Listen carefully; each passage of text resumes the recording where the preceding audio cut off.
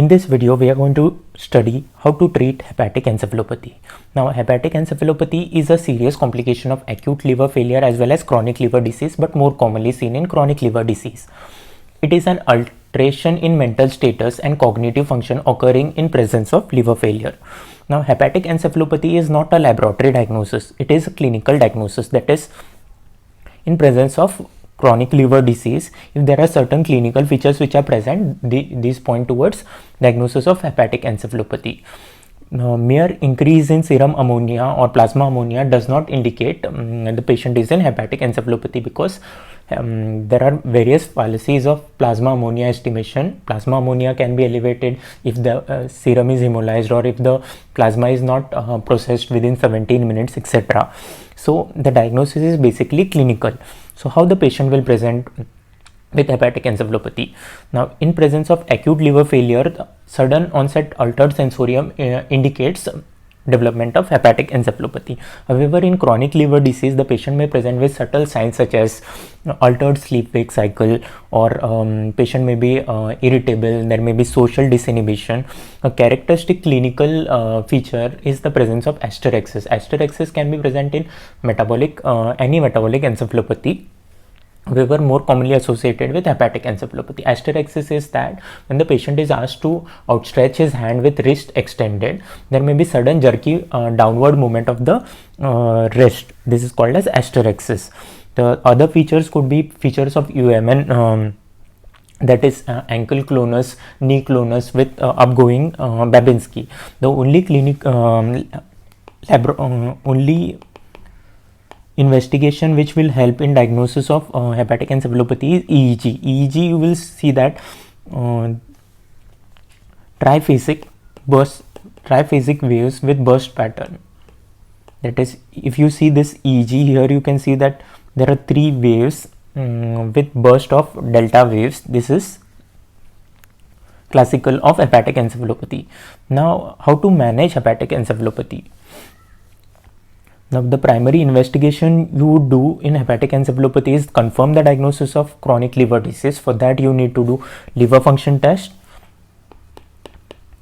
where chronic liver disease will indicate that there is AG reversal. Then other investigation for chronic liver disease. There are no specific investigation for hepatic encephalopathy apart from EEG. Now, how do you treat hepatic encephalopathy? Now, for that, we will take one example. Suppose this is a factory which is connected to a waste treatment plant, which releases its waste into a river, and beside river there is one situated village. Now, if the raw material to the factory reaches the factory, the workers will create products. So, with the products there will be some waste which will be purified by the waste treatment plant, and the purified waste is secreted in the river. Water is used by the village.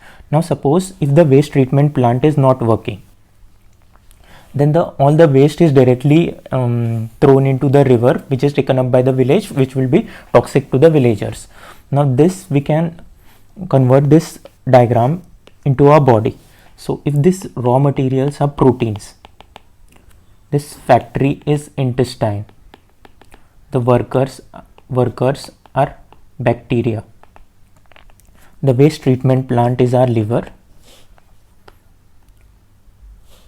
waste is ammonia, river is blood, and village is our brain.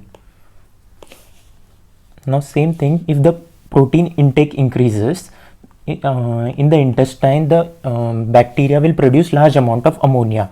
Now, the ammonia normally is detoxified by liver. If the liver is not working, then the ammonia directly reaches the blood.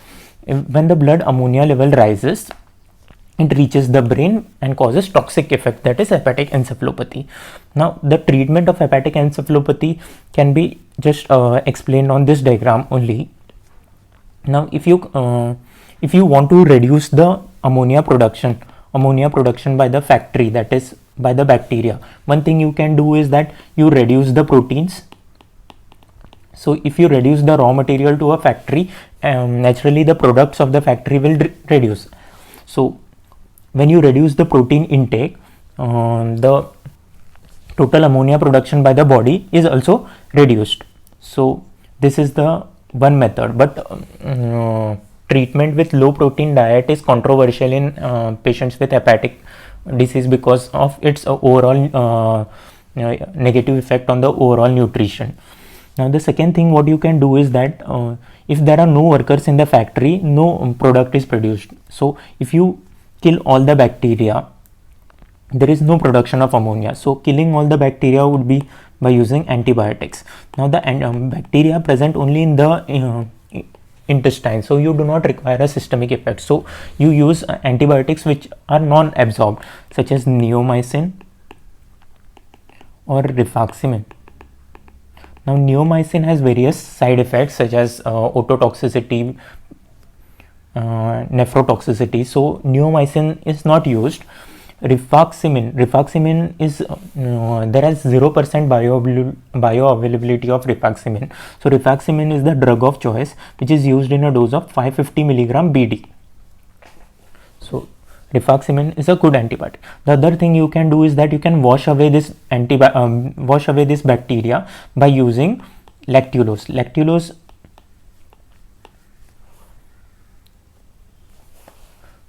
is given in a dose of 30 to 50 ml and OD initially, then increased to BD to induce 3 to 5 soft stools per day.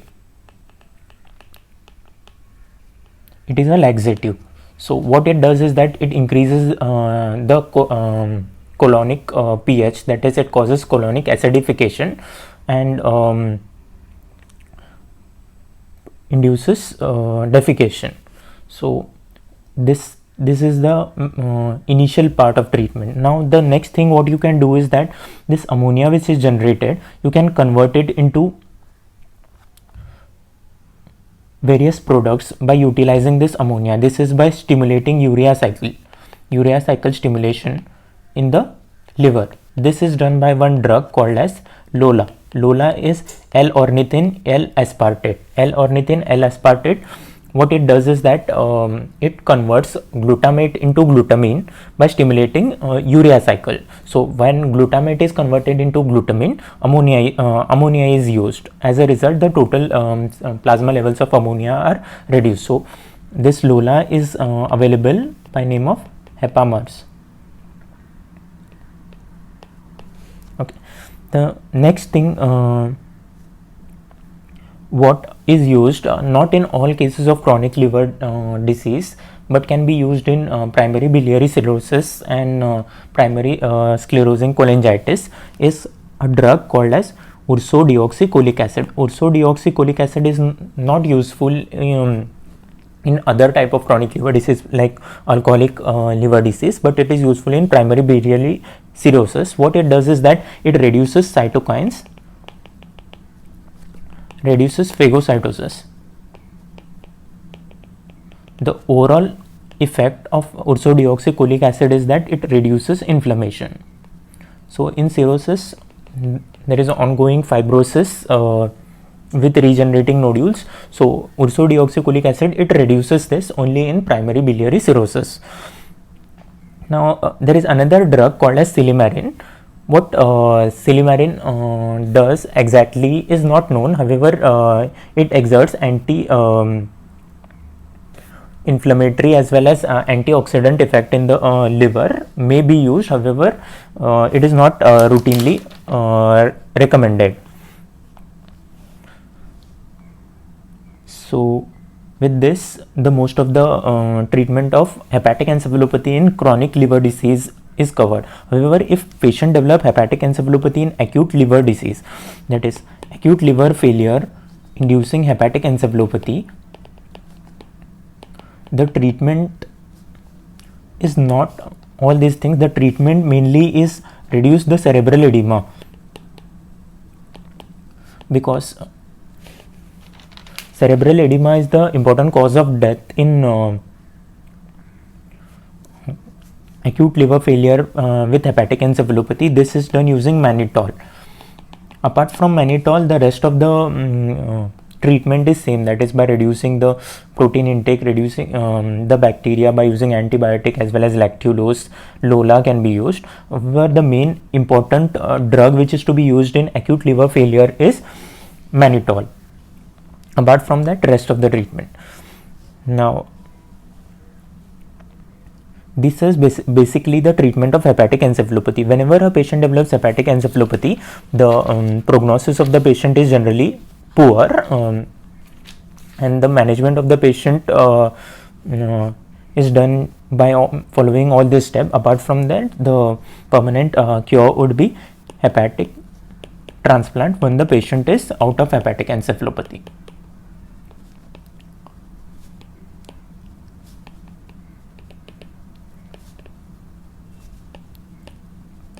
So with this, the treatment of hepatic encephalopathy is complete. If you like my videos, kindly subscribe.